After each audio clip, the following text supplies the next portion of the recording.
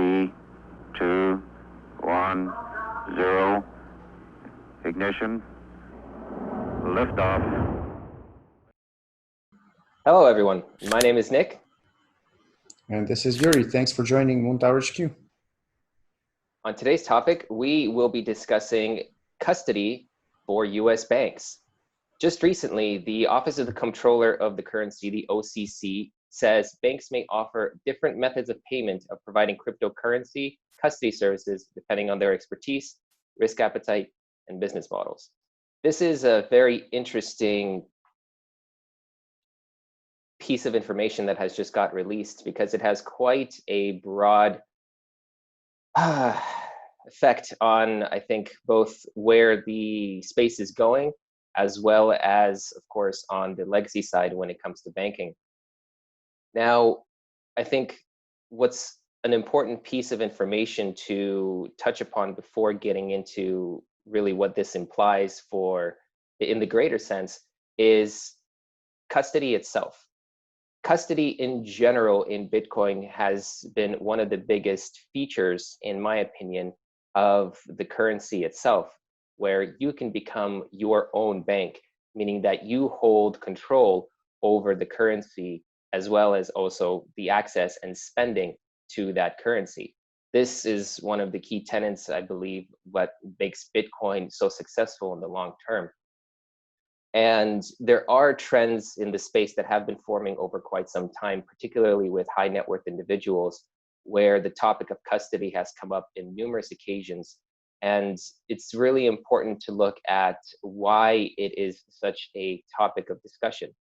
The reason being, in my opinion, is because when somebody is entering into the space who might not necessarily be technocratic or very literate in the technical sense, but wants to participate in owning Bitcoin, the biggest problems and one of the biggest hurdles that they have in becoming a true Bitcoin holder is the aspect of custody.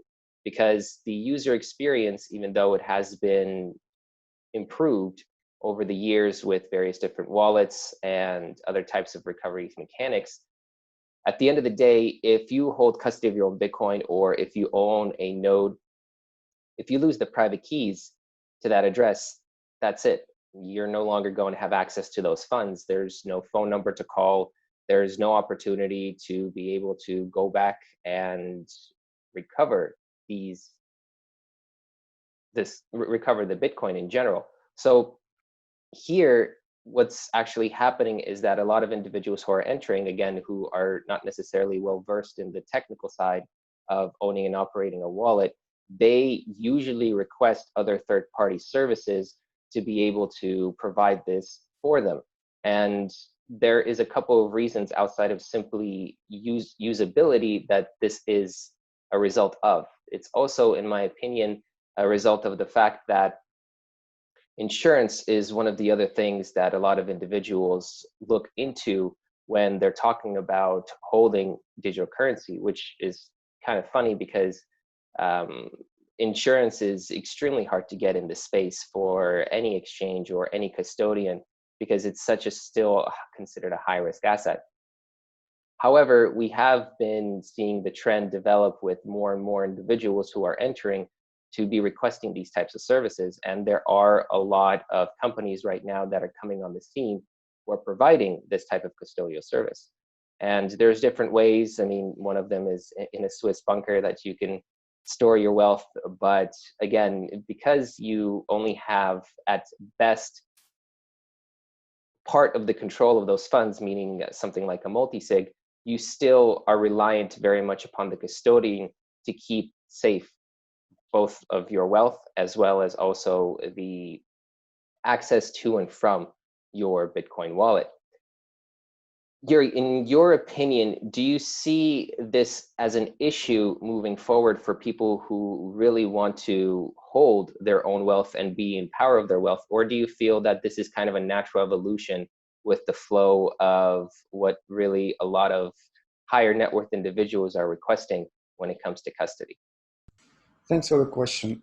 Well, I think there are two types of Bitcoiners out there. And the first type, which I think I belong to, and you may belong to, and a lot of our friends belong to, is what's called Bitcoin power users. Those are essentially Bitcoiners who take advantage of Bitcoin's innate ability to be sovereign money. So that means that users can do self-custody, and there's a whole market of tools out there for users to do self-custody, such as online wallets, hardware wallets, multi-signature solutions, and so-called smart multi-signature custody, where you can split the keys with other institutions, but Bitcoin still remains in custody in a multi-signature wallet, meaning that not a single party can actually run away with the funds.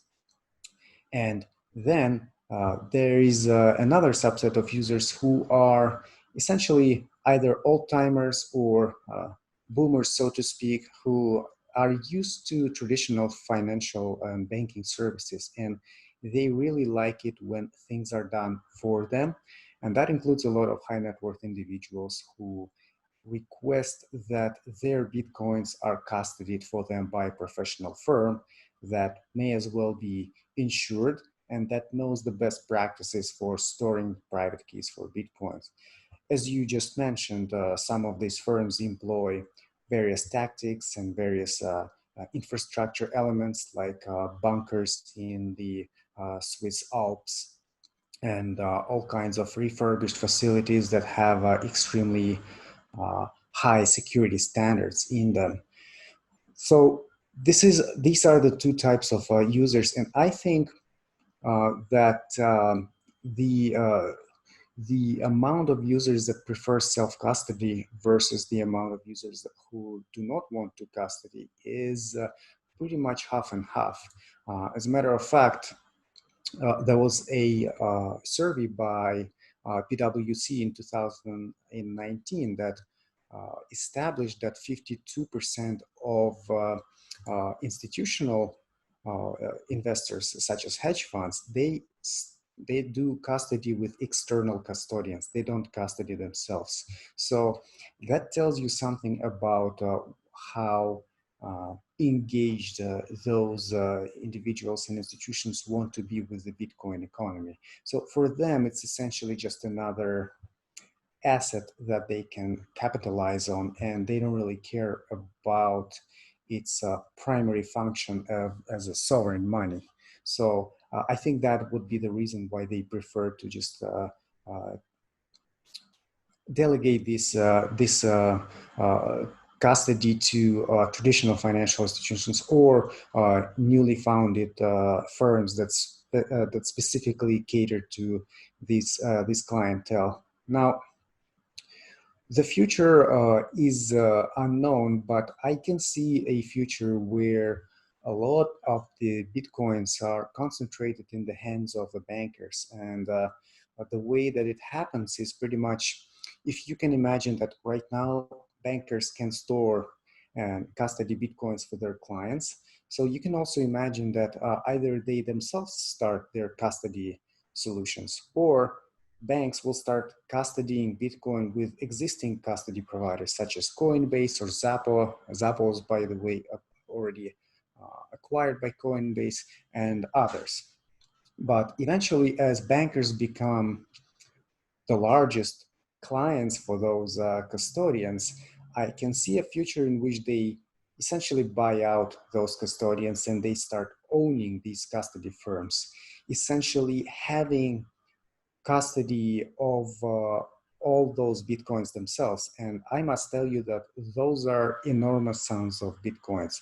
Right now, there is billions and billions of dollars under management in the vaults of firms like Coinbase and Grayscale's Bitcoin Trust. So, and I believe Grayscale just boasted recently that only in the last quarter of 2020, they got $1 billion worth of investments in their products. So this has been growing massively, and you can see how Bitcoin wealth is getting concentrated in the hands of these custodians. Is it good or bad? Well, it is both, I think. First of all, because uh, obviously we want Bitcoin to be spread around as much as possible, but we also understand that the distribution of wealth in the world is not equal. So obviously some people will have a lot more, others will have the rest of it. But what we'll have essentially is a lot of Bitcoins in the hands of banks, which means that in terms of the market for Bitcoin, which is still relatively small, banks will be able to affect the markets, or I can just use the word manipulate, if you will, because if you're a whale, and we have seen many times that whales have manipulated Bitcoin markets in the past. So if you have this much Bitcoin, you can as well just play with the price on different exchanges. You can suppress it. You can create a rally if you want at will. We've seen that happen in the past, and with banks that are very, very rich, you can expect the same things, and they have done that in the past with assets like gold, for example, and oil. There is no reason why they wouldn't do that with Bitcoin. For the power users, on the other hand, like us, it doesn't really matter because we still control our private keys. So we can use Bitcoin at will. We can send it, receive it. No one can circumvent, no one can tell us not to use it, or basically force us to give up our private keys. However, we can expect further pressure from retail banks and commercial banks that essentially, I think they will start discouraging people from holding their own private keys, and they will do that at all costs. There will be all kinds of marketing and propaganda campaigns for, store it with us, it's the safest way, and all things like that. But, we will not be deterred, and I think the end result will be, at least in the foreseeable future, the formation of these two economies, perhaps one economy that is essentially a non-compliant Bitcoin economy, and the other economy that is a highly regulated, compliant Bitcoin economy. The latter is run by the banks, and the former is run by us, the cypherpunks, the believers in the freedom of sound money, in Bitcoin's true potential. And this is where it's going. I think that's the future. And one of the other things that is of concern to me personally when you're talking about banks holding custody is the centralization of those funds. As you mentioned, there are large sums that are currently stored with those particular enterprises, and this creates pretty much a very big honeypot for hackers. Traditionally, banks have not had the most reputable IT systems and backends. In fact, a lot of them are still running on paper, which is amazing to think in 2020 that to be the case. But it actually takes quite a lot of effort to rework the infrastructure within a bank to be able to move to even a digital type of processing, even though that has been happening quite quickly.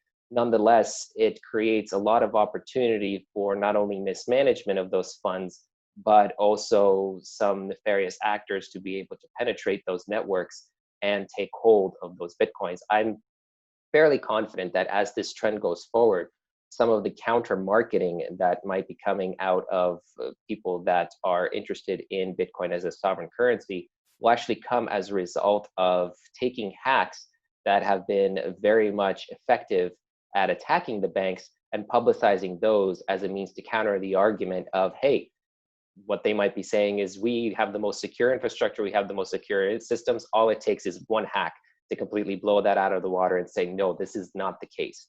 In fact, everybody would have been better off holding their own Bitcoin, even though some of those users will lose the private keys and it will hurt and it's not going to be a pleasant experience.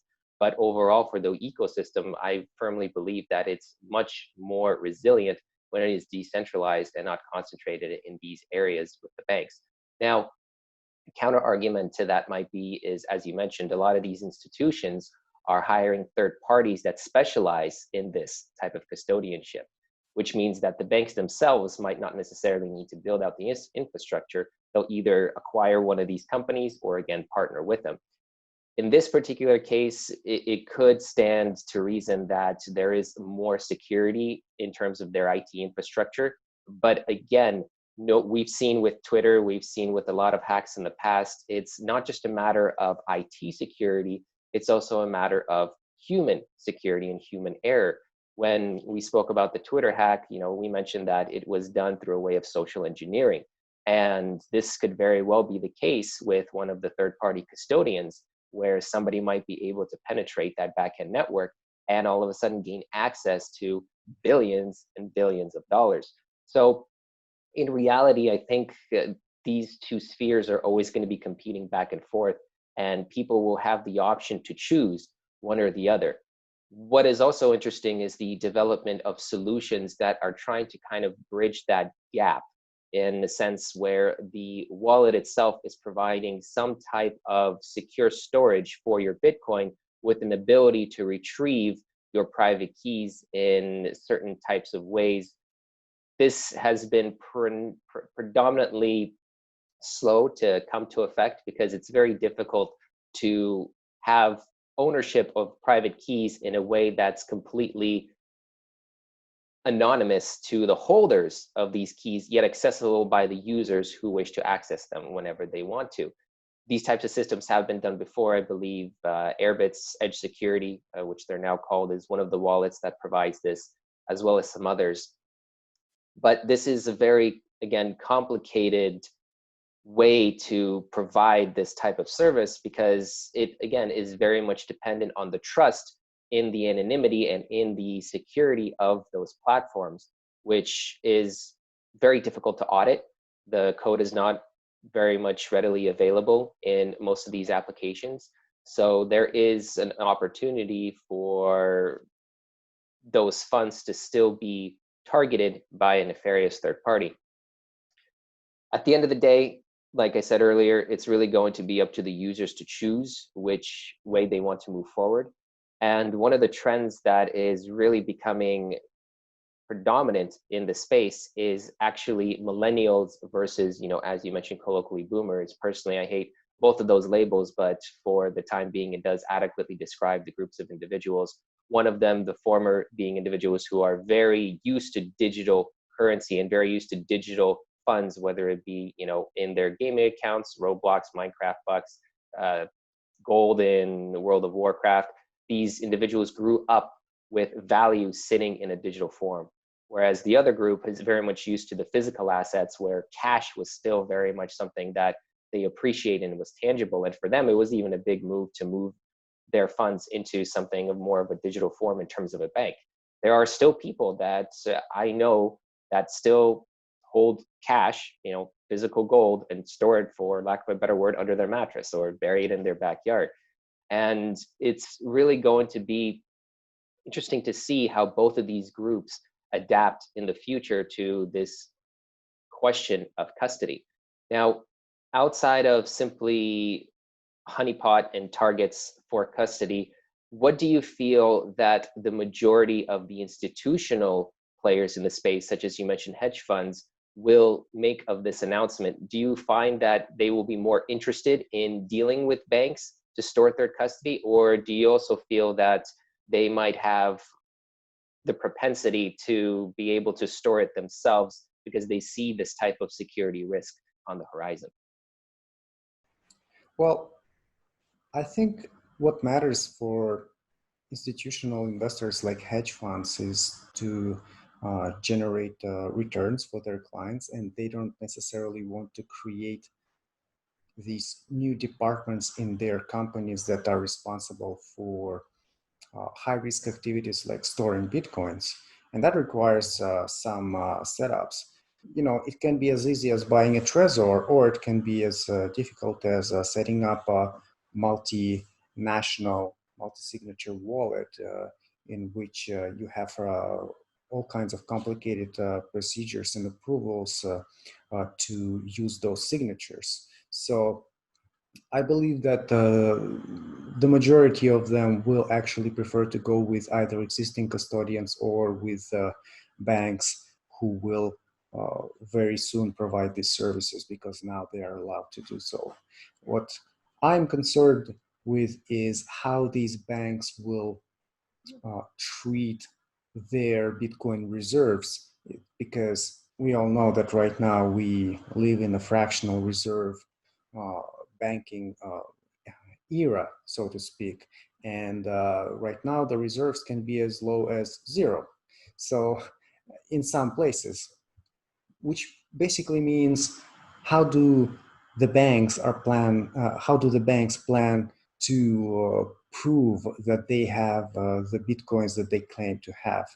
Now, with Bitcoin, it's as easy as a cryptographic message signed by the private key that holds the Bitcoin. But obviously, the vast majority of people don't even know that such a functionality of Bitcoin exists.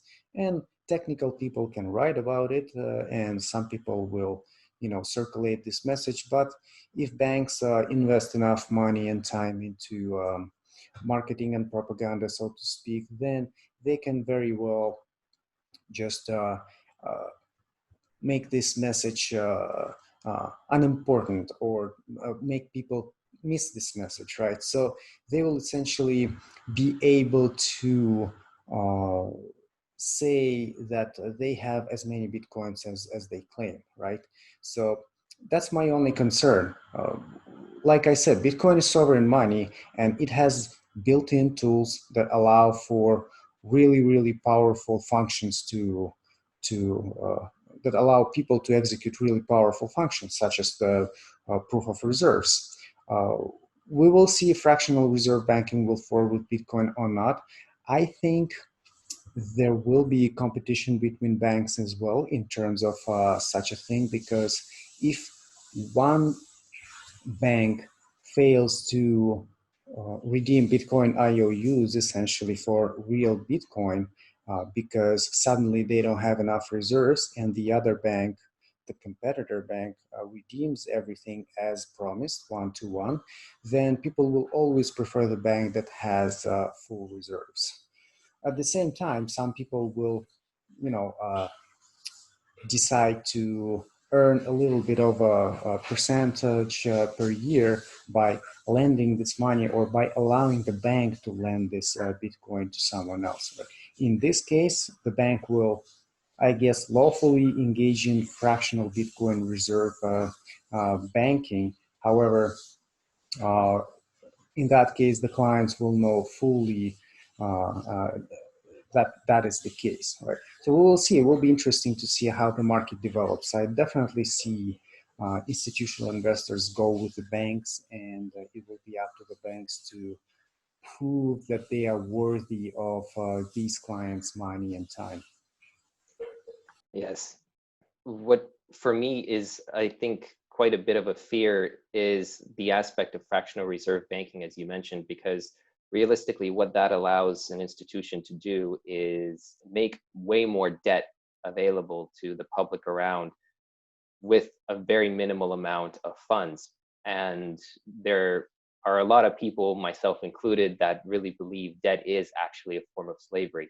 So what you're providing is essentially a channel for institutions to take Bitcoin, and the people who really believe in it, whether they believe in it for capital gains, such as an institution, or where they believe for it in terms of sovereign money, such as individuals as ourselves, and create a inflated market, much like what we are seeing in other assets around the world, gold being one of them.